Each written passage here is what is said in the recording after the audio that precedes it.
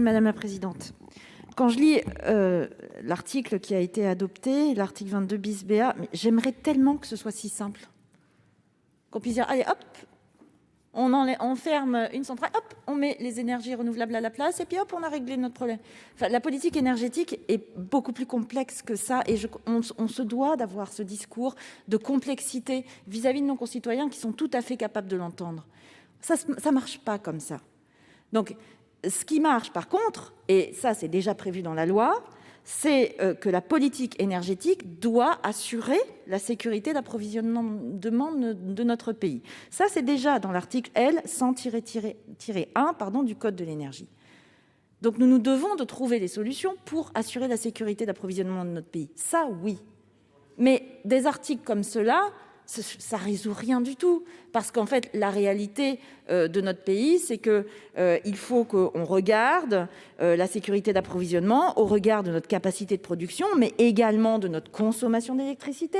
Là, rien n'est dit dans l'article sur la nécessité de revoir notre efficacité énergétique, la sobriété, revoir nos modes de production, etc. etc. Enfin, tous ces éléments qui sont structurants pour notre système énergétique.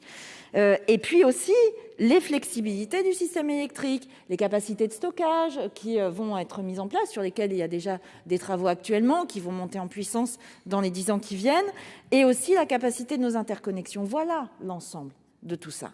Ensuite, je rejoins ce que dit Ronan Dantec sur la question de la sûreté des installations nucléaires. Pour moi, c'est l'essentiel. Donc, moi, je ne vais même plus rentrer dans les histoires de 40 ans, etc. etc. Moi, j'écoute ce que dit, parce que ça détourne le sujet. J'écoute ce que dit le président de l'autorité de sûreté nucléaire. Le président de l'autorité de sûreté nucléaire dit publiquement, écoutez, a priori, on a regardé, un prolongement à 50 ans, c'est jouable, mais sous réserve des visites décennales quand même. C'est-à-dire qu'on va, en théorie, sur 50 ans, on peut, mais réacteur par réacteur, on va vérifier, parce que c'est pas sûr. Évidemment, tout ça, on va regarder ça au regard de la sûreté. Par contre, ce qu'il dit, c'est qu'au-delà de 50 ans, donc pour passer le cap des 60 ans, là, par contre, il va y avoir un problème sur un certain nombre de réacteurs. Ce qui est embêtant, c'est que c'est en plus sur les plus récents. Donc, les 50 ans, en théorie, ça devrait passer, sous réserve des vérifications des visites décennales.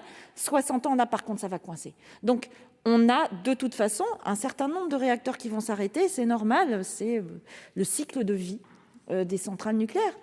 Comme il y a un cycle de vie pour les éoliennes, comme pour tout. Donc, il va falloir les arrêter. Donc, conditionner tout cela de manière complètement artificielle sur parce qu'on aura augmenté. Non, c'est pas comme ça que ça marche. Je viens de vous expliquer que c'était beaucoup plus complexe que ça.